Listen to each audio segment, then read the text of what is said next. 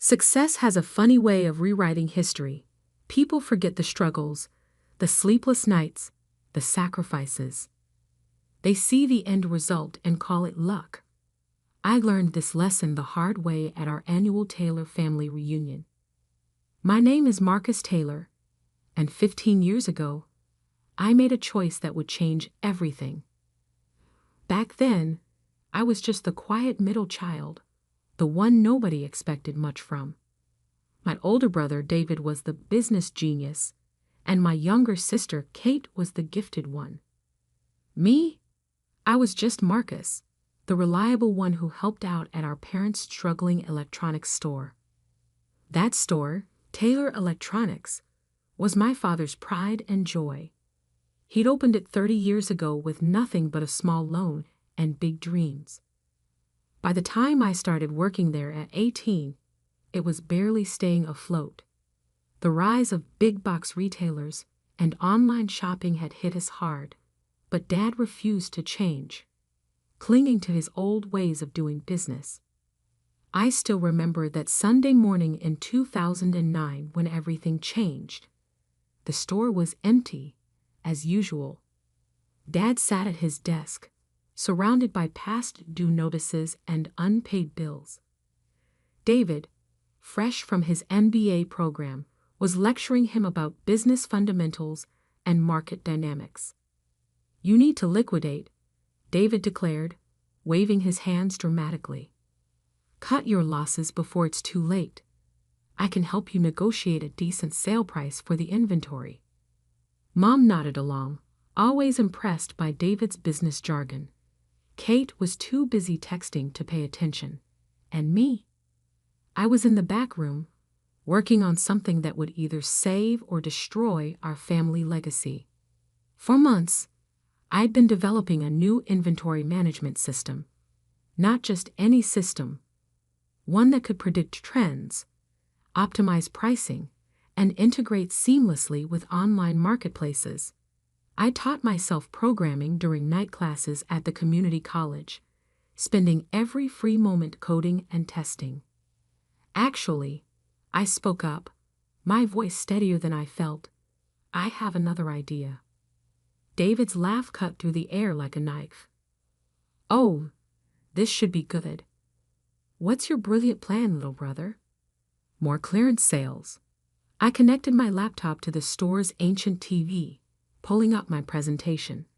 "We don't need to sell. We need to evolve. Look at this." For the next 20 minutes, I explained my vision. Transforming our single struggling store into a hybrid model, combining brick and mortar service with an advanced online platform. My software would be the backbone, handling everything from inventory to customer relationships. "This is nonsense," David scoffed. "You need millions to build something like that. Besides, what do you know about e-commerce? You're just a store clerk." Dad looked torn. He'd always trusted David's business instincts, but something in my presentation had caught his attention. "How much would this cost to implement?" $200,000 to start, I said quietly. "I've run the numbers.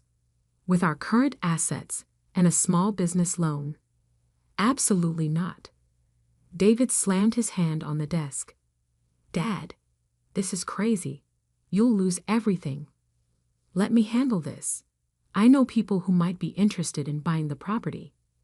That's when I made the offer that would change everything. "I'll buy the store." The room went silent. Then David started laughing. "With what money?" "Your savings from stocking shelves." "I have some savings," I said, "and I'll take full responsibility for the loans. All I need is for everyone to sign over their shares to me." Our parents had divided ownership of the store between the three of us kids years ago, hoping we'd all stay involved in the family business. Each of us held 20%, with Mom and Dad keeping 40% between them. "You can't be serious." Kate finally looked up from her phone. "This place is worthless." "Then you shouldn't mind signing it over," I replied. "I'll even pay each of you $5,000 for your shares. That's more than they're worth right now. David's eyes narrowed. He was always quick to spot an angle. What's the catch? No catch. Just one condition. You sign a non-compete agreement. For 15 years, none of you can start or work for any competing business in our market. 15 years. David laughed. You're delusional. Who'd agree to that? People who think this business is worthless, I said quietly. People who believe I'm going to fail anyway. After all, it's just luck if I succeed, right? I pulled out the contracts I'd had prepared. Simple, straightforward documents transferring their shares to me and binding them to the non-compete agreement. I'd spent my last $1,000 on getting them legally drafted. This is ridiculous, David declared, but I could see the wheels turning in his head. $5,000 for worthless shares in a failing business. Plus, in his mind, the non-compete was meaningless because there was no way I could succeed. Kate signed first, barely reading the document. Whatever. I need a new phone anyway. Mom and Dad exchanged looks. They'd been trying to figure out how to retire, and this offered them a way out. They signed next. David held out the longest, lecturing me about business realities and market forces. But in the end, his belief in my inevitable failure and his need to prove himself right won out. He signed with a flourish. Congratulations, he smirked. You just bought yourself a sinking ship. I gathered the signed contracts carefully, treating them like the precious documents they were. Maybe I just bought our family's future. The next few years were a blur of 18-hour days, endless code revisions, and countless setbacks. I moved into the store's back office, sleeping on an old couch to save money. Every dollar went into building the business. My software evolved from a simple inventory system into something more powerful. It could predict market trends, optimize pricing in real time, and create personalized shopping experiences. Major retailers started noticing our unusually high efficiency rates. By year 5, we had expanded to 10 locations, each running on my system. By year 10, we had licensed the software to hundreds of retailers across the country. Taylor Electronics had transformed from a dying local store into Taylor Tech Solutions, a multi-million-dollar retail technology company. Through it all, my family stayed away, convinced my success was just a string of lucky breaks. David started and failed at several ventures, always blaming market conditions or bad timing. Kate drifted between jobs, never finding her passion. Mom and Dad retired comfortably on the money I sent them, though they still credited David as their business advisor. Which brings us to last week's family reunion, held at my new lake house. 15 years almost to the day since they signed those contracts. David had been drinking, his bitterness amplified by the obvious signs of my success. The lake house, the cars in the driveway, the subtle but clear indicators of wealth that he'd always dreamed of achieving. You just got lucky, he shouted, gesturing wildly with his wine glass. All of this, it's just dumb luck. Real business takes skill, strategy, education, not some homemade computer program. The room fell silent. Other family members, aunts, uncles, cousins who'd witnessed our history, shifted uncomfortably. I could have let it go, could have smiled and nodded as I had for years, but 15 years is a long time to wait for a moment. I walked to my home office, opened my safe, and returned with a yellowed document. Remember this contract you signed 15 years ago? The non-compete agreement? David's face went white. Kate stopped scrolling on her phone. Mom and Dad exchanged worried looks. What about it? David's voice had lost its edge. Well, I said, settling into my chair, there's something about that contract I never told you. Something that makes tomorrow a very interesting day for all of us. The non-compete agreement expires tomorrow, I said calmly, watching David's face. But that's not the interesting part. David tried to maintain his composure, but I could see the slight tremor in his hand as he set down his wine glass. 15 years of bitterness and resentment had led to this moment. The interesting part, I continued, is Section 7, Paragraph 3, the clause none of you bothered to read before signing. I opened the document, its pages soft with age. Would you like me to read it? Kate had finally put down her phone, her carefully maintained indifference cracking. Mom and Dad sat frozen on the expensive sofa they'd criticized as wastefully extravagant just hours earlier. This is ridiculous. David attempted his usual bluster. Some old contract from when you bought that worthless store. Who cares? I smiled, remembering all the times he dismissed me, mocked my efforts, attributed every success to luck, rather than admit he might have been wrong. Section 7, Paragraph 3. I read clearly, my voice carrying across the now silent room.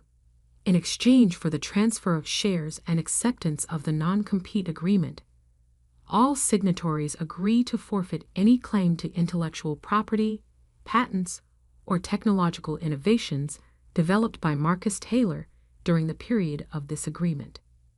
The color drained from David's face. He'd been a business major. He understood exactly what those words meant. Furthermore, I continued, all signatories acknowledge that any such developments, including but not limited to software systems, algorithms, and business processes, remain the sole property of Marcus Taylor in perpetuity. That's standard legal language, David stammered. Meaningless boilerplate. I pulled out another document, this one crisp and new. This is a valuation report from Goldman Sachs. They estimate the current market value of Taylor Tech's proprietary software system at approximately $2.8 billion. The room erupted in chaos. Aunt Susan dropped her cocktail glass. Uncle Pete started choking on his appetizer. Kate's perfectly manicured hands began shaking. But that's not the real bombshell, I said, pulling out a third document. This morning, I received an offer. Amazon wants to acquire Taylor Tech Solutions. Their initial offer? $4.7 billion. Mom grabbed Dad's arm. David collapsed into a chair. Kate started frantically Googling on her phone. You can't. David's voice cracked. We're family. We owned the original business together. No, I corrected him. You sold your shares. All of you. You signed away your rights to everything I would build, convinced I would fail. You bet against me, David. Against your own brother. We didn't know. Kate burst out. How could we know you'd create something so valuable? You couldn't, I agreed. Just like I couldn't know for sure I would succeed. But here's the difference. I believed in myself, even when none of you did. I walked to the bar and poured myself a scotch, letting the moment sink in. 15 years of dismissive comments, mocking laughter, and condescending advice played through my mind. The acquisition goes public tomorrow morning, I continued. I wanted you to hear it from me first. After all, we're family. David jumped up, his face red. This isn't fair. We'll contest the contract. We'll sue. I pulled out one final document. You mean like you did with Thomson Electronics 3 years ago? When you tried to steal their retail concept? Or maybe like the lawsuit you almost faced from Henderson Tech last year? David fell back into his chair, his face ashen. How did you? I've been watching, I said quietly. Every failed venture, every attempted shortcut, every time you tried to copy someone else's success instead of building your own. I documented everything. Why? Mom's voice was barely a whisper. Because I knew this day would come. The day you'd all realize that success isn't about luck. It's about vision, hard work, and integrity. Kate stood up, her designer dress rustling. So that's it? You're just going to take the money and abandon your family. I laughed softly. Abandon? Like you all abandoned the store, abandoned Dad's dream, abandoned me when I needed support. The room fell silent again. Even David had run out of arguments. But I continued, you're right about one thing. We are family. Which is why I've made some arrangements. I pulled out a stack of envelopes, each bearing a name. Inside each envelope is a job offer. Real positions at Taylor Tech, based on your actual skills and experience. Not charity. You'll have to work, learn, and prove yourselves. But it's an opportunity. Why would you do this? Dad asked, his voice rough with emotion. Because 15 years ago, I didn't just buy a failing store. I bought a chance to prove something. Not just about business, but about character. I handed out the envelopes. The offers are good for 24 hours. After that, I move forward with the acquisition, and these opportunities disappear. David stared at his envelope, his hands trembling slightly. And if we accept, then you'll work harder than you ever have. You'll learn what it really takes to build something valuable. And maybe, just maybe, you'll understand that there's no such thing as luck in business. The room was quiet except for the sound of envelopes being opened. Years of resentment, jealousy, and missed opportunities hung in the air like smoke. Mom opened her envelope first, gasping at the details inside. Dad peered over her shoulder, his eyes widening. Kate clutched her envelope to her chest, her carefully maintained facade cracking. David sat alone, his unopened envelope like a weight in his hands. 15 years of believing he was the smart one, the business genius, the one who should have succeeded, all crumbling in a single evening. I checked my watch. In 12 hours, the acquisition would be announced. In 12 hours, everything would change. But right now, in this moment, I watched my family face a truth they'd spent 15 years avoiding. Sometimes the sweetest victory isn't in the money or the success. Sometimes it's in the quiet moment when people finally see themselves, and you, for who they really are. The grandfather clock in the hall struck 9, its deep chimes echoing through the stunned silence. Time was ticking away on their chance at redemption, just as it had ticked away their chance at being part of my success 15 years ago. The question now was, what would they choose? The next morning dawned clear and cold. I sat in my home office, watching the sun rise over the lake while waiting for the stock market to open. In 3 hours, the acquisition would be announced, and Taylor Tech Solutions would become headline news. My phone had been buzzing all night with messages from family members. Kate had been the first to break, sending a tearful voice message at midnight. I was wrong, she sobbed. I've been so wrong all these years. Mom and Dad had called at dawn, their voices heavy with regret. They'd spent the night reading through old news articles about my company's rise, finally understanding what their middle child had built while they were busy praising David's failed ventures. But from David, silence. I picked up his unopened envelope from my desk. The job offer inside wasn't just any position, it was a chance for real redemption. VP of Business Development, reporting directly to me. a role that would force him to learn the business properly, to build something legitimate instead of chasing quick wins and copying others' success. A soft knock at my office door interrupted my thoughts. David stood there, looking like he hadn't slept.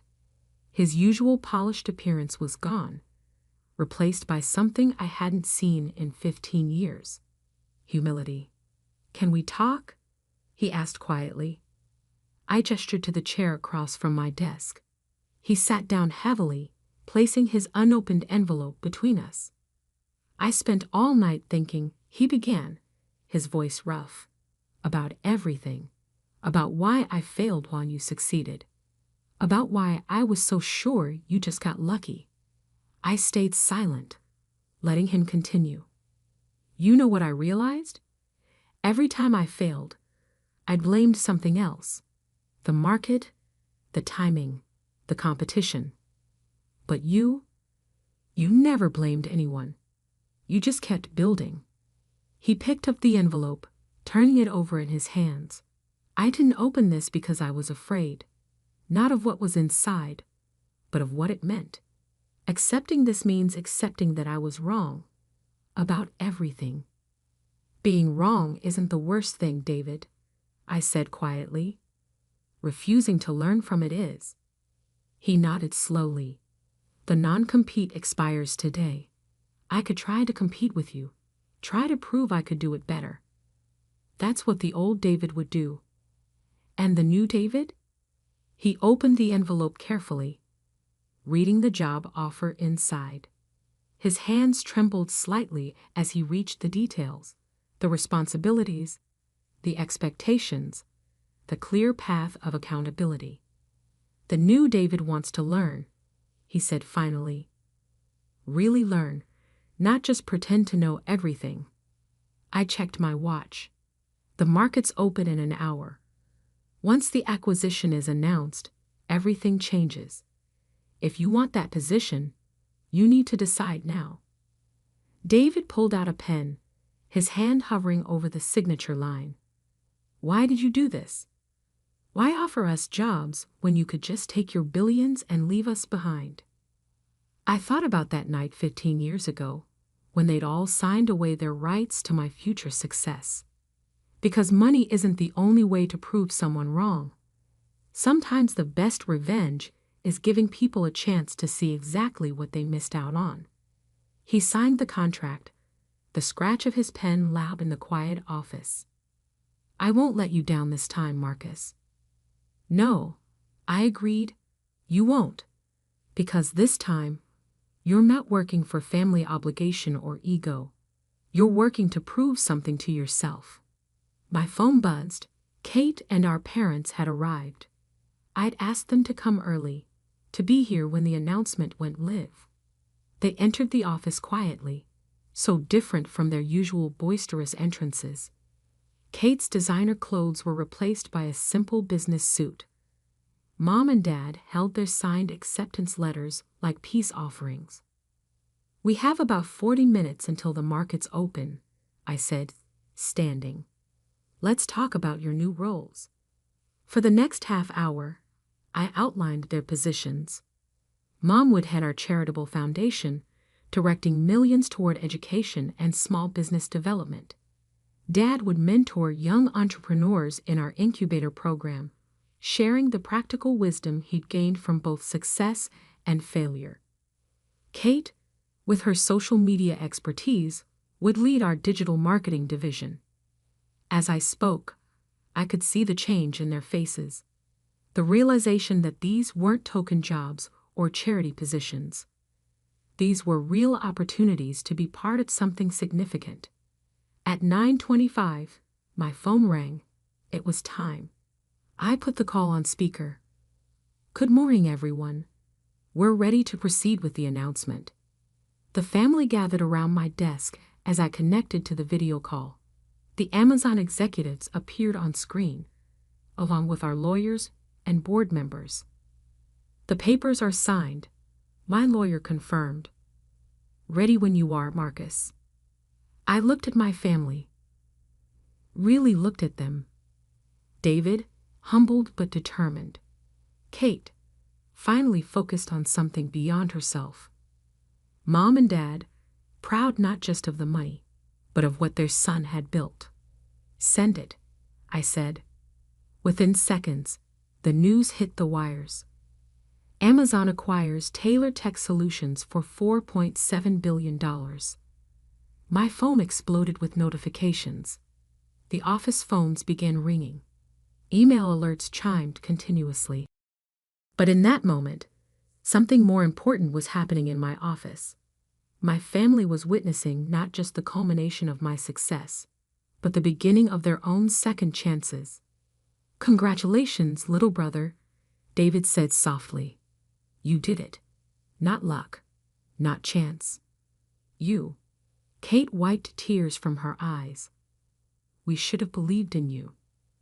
"No," I corrected her. "I needed to believe in myself. Sometimes that's enough."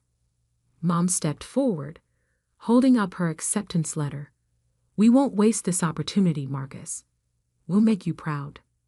I smiled, remembering that scared young man sleeping on a storeroom couch, coding through the night, believing in something no one else could see. "I know you won't waste it," I said, "because now you understand what I learned 15 years ago. Success isn't about luck. It's about seeing something others don't, and having the courage to build it anyway." The sun was fully up now, painting the lake in shades of gold. Outside, reporters were already gathering at the gate. The quiet moment would soon be shattered by interviews, press conferences, and the chaos of a multi-billion-dollar acquisition. But right now in this office, something more valuable than money was changing hands. Understanding, respect, and maybe, just maybe, a second chance at being a real family. David picked up his new employee badge from my desk, running his fingers over his name and title. "So, boss," he said with a slight smile, "when do we start?" I looked at my watch, then at my family. "We already have." The story of Taylor Tech Solutions was about to become business legend. But the real story, the one about a family learning the true meaning of success, the value of hard work, and the power of believing in yourself, that story was just beginning. Sometimes the best revenge isn't in proving others wrong. Sometimes it's in giving them a chance to prove themselves right.